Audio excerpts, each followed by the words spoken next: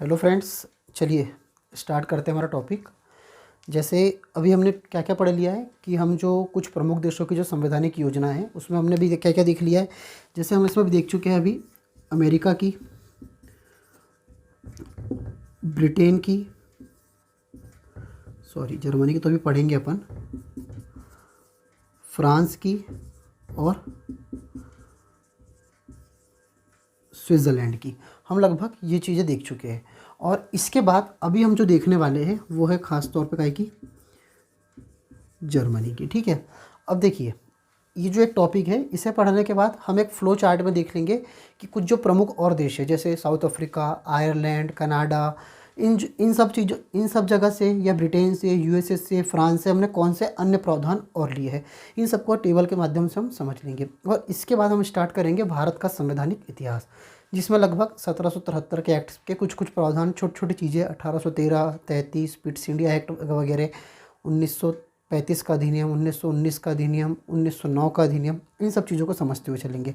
और मतलब ये होने के बाद हमारा भारत का संवैधानिक इतिहास शुरू हो जाएगा। ठीक है, तो आइए समझते हैं हम जर्मनी की संवैधानिक योजना। कुछ एक पॉइंट है इसमें, बहुत ज़्यादा कुछ नहीं है इसमें, एक दो पॉइंट बहुत इंपॉर्टेंट रखते हैं। ठीक है, उन्हें समझते हुए चलेंगे।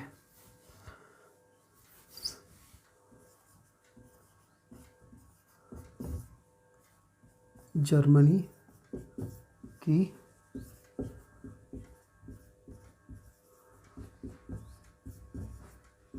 संवैधानिक योजना, थोड़ा सा राइटिंग का इशू आ सकता है, कोशिश करूँगा अच्छी लिखने की। देखिए इसके कुछ एक पॉइंट समझते हैं हम पहले। ठीक है, कि इसके कुछ एक पॉइंट है क्या। जैसे यहाँ पे है क्या, यहाँ पे सबसे पहली चीज़ तो है संसदीय शासन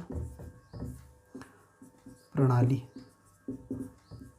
या और क्या कहेंगे इसको यहाँ पे, और यहाँ पे व्यवस्था कैसी है,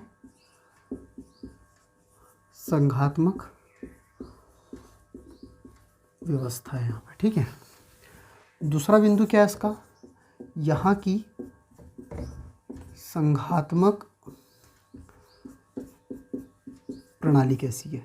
ठीक है, तीसरा कि यहाँ पे जो राजाध्यक्ष है मतलब कि संघीय राष्ट्रपति।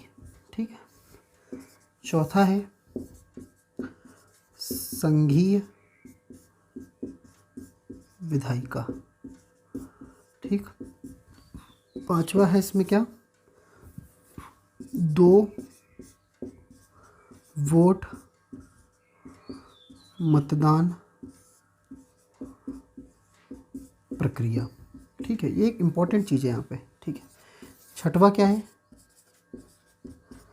ये मुझे बहुत पसंद है यहाँ का, रचनात्मक अविश्वास प्रस्ताव, और मैं समझता हूँ ये बहुत अच्छी चीज़ भी है। एक और पॉइंट है जिसे हमने यहीं से लिया है, जो आपातकाल के समय लागू होता है, हम समझ लेंगे इसमें है क्या बिंदु। ठीक है, लगभग ये 7 पॉइंट है जिन्हें हम समझेंगे। संसदीय शासन प्रणाली, संघात्मक प्रणाली, संघीय राष्ट्रपति, संघीय विधायिका, 2 वोट मतदान प्रक्रिया, रचनात्मक अविश्वास प्रस्ताव और आपातकाल। अब देखिए यहाँ समझने की बात क्या है पता है, कि जो संघीय शासन प्रणाली और संघात्मक व्यवस्था, इसको क्यों अपनाया। देखो जर्मन में उसकी खास विशेषता ये है कि यहाँ पे अपनाया कौन सी प्रणाली को, इन्होंने संसदीय प्रणाली को अपनाया। और व्यवस्था कैसी रखी, संघात्मक व्यवस्था रखी। क्यों रखी है, क्योंकि देखिए जब यहाँ पे हिटलर का शासन था तो उसके फांसीवादी शासन के बाद इन्होंने यह तय किया कि जो सत्ता है ना, कि यहाँ पे जो सत्ता होगी, ठीक है, वो सत्ता मतलब किसी एक के पास नहीं रहेगी। ठीक है, बात समझ रहे हो आप, इसलिए उन्होंने कौन सी व्यवस्था को अपनाया, संघात्मक व्यवस्था को। अगर एकात्मक होती तो सत्ता एक के पास होती, जैसे ब्रिटेन छोटा सा देश है, एकात्मक देश, सत्ता एक के पास रहती। इन्होंने क्या कहा कि हिटलर का फांसीवादी शासन को देखते हुए उन्होंने क्या सोचा कि संघात्मक व्यवस्था रखेंगे जिसमें सत्ता किसी एक के पास में नहीं रहेगी। अगला पॉइंट क्या है इसमें, संघात्मक प्रणाली। देखिए इस संघात्मक प्रणाली का मतलब क्या है, संघात्मक प्रणाली का मतलब ये है कि यहाँ पे जो केंद्र और राज्य है, ठीक है, इन केंद्र और राज्य के मध्य क्या है, शक्तियों का बंटवारा। ठीक है, एक मेन चीज़ और है कि यहाँ पे राज्यों के पास में पृथक संविधान का अधिकार है। ये बात समझ रहे हो आप कि क्या है, संघात्मक प्रणाली में क्या कहा कि केंद्र और राज्य के बीच में का बंटवारा का क्या कहा, शक्तियों का बंटवारा। दूसरी चीज़, राज्यों के पास क्या है, अपना खुद का पृथक संविधान है।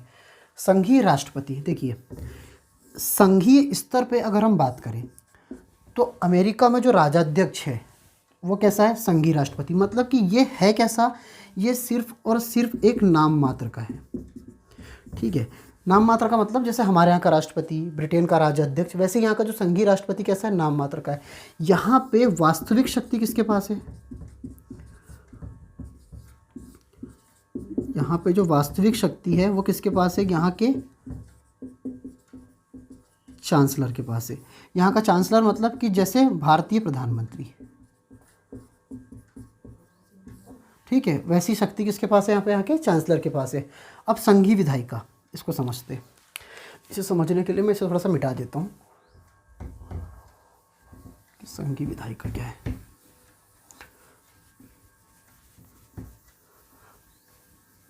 ठीक है, अब संघात्मक देश है तो संघात्मक देश है तो यहाँ पे भी कैसी व्यवस्था है, 2 सदन की व्यवस्था है। 2 सदन है तो एक सदन कैसा होगा आपका, उच्च सदन, और एक कैसा होगा आपका, निम्न सदन। देखिए यहाँ का जो निम्न सदन है इसको क्या कहते हैं, इसको कहते हैं बुंदेसटैग। ठीक है, और यहाँ का जो उच्च सदन है इसको क्या कहते हैं, बुंदेसरात। ठीक है, बुंदेसटैग यहाँ के निम्न सदन को, बुंदेसरात यहाँ के उच्च सदन को कहा जाता है। कितने वर्ष के लिए चुनाव होता है, ये होता है 4 वर्ष के लिए। ठीक है, 4 वर्षों के लिए यहाँ पे चुनाव किया जाता है। अब 2 वोट मतदान प्रक्रिया, ये क्या होती है, इसे समझिए, ये एक अलग ही यहाँ की विशेषता है। 2 वोट मतदान प्रक्रिया में क्या होता है कि, समझिए इसका, 2 वोट में क्या होता है यहाँ पे, मतलब एक तो होगा आपका पहला वोट और एक होगा आपका दूसरा वोट। मतलब यहाँ पे जब मतदाता जाता है तो उसे दो वोट डालने पड़ते हैं। देखिए पहला वोट वो किसको देगा, पहला वोट वो देता है अपने ज़िले के, मतलब अपने ज़िले में स्थानीय ज़िले के क्षेत्र में जो व्यक्ति खड़ा हुआ है उसे देता है ये। ठीक है, अब समझिए यहाँ पे स्थानीय ज़िले में जो व्यक्ति खड़ा हुआ है ना उसे वोट देगा ये पहला।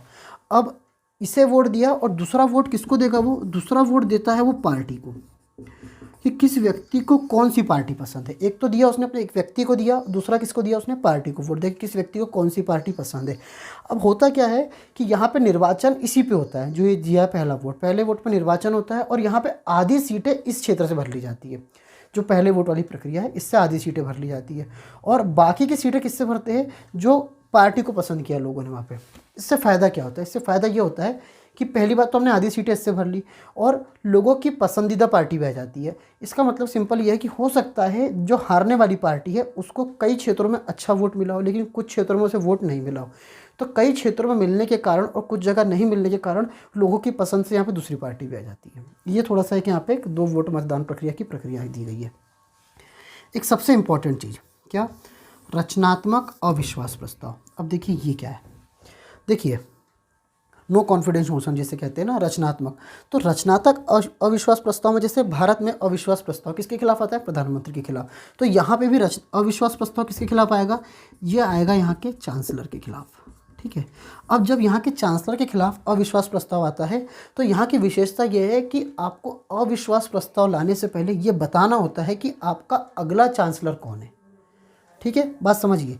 हमारे यहाँ पे ऐसा कुछ नहीं बताना है, हमारे यहाँ पे अविश्वास प्रस्ताव आएगा, उसके बाद फिर वोटिंग होगी, अविश्वास प्रस्ताव अगर पास हो गया तो सरकार गिर जाएगी और फिर नए चुनाव होंगे, या फिर कोई सदन में बहुमत पेश करता है तो उसकी सरकार बनेगी।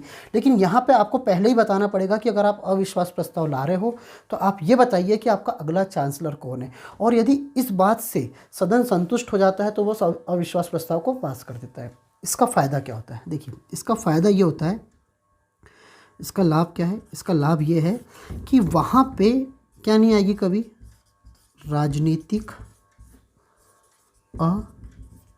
स्थिरता, मतलब इसका माहौल कभी नहीं आएगा। जैसे हमारे यहाँ पे 90 के दशक में जब हमारे यहाँ पे सरकारें गिर रही थी, सरकार आना जाना, तो कुछ दिनों में सरकार गिर जा रही थी, एक महीने में सरकारें गिर रही थी, तो उस समय इस तरह की बात कही गई थी कि हमारे यहाँ पे भी कौन सी प्रक्रिया अपनानी चाहिए, रचनात्मक अविश्वास प्रस्ताव की।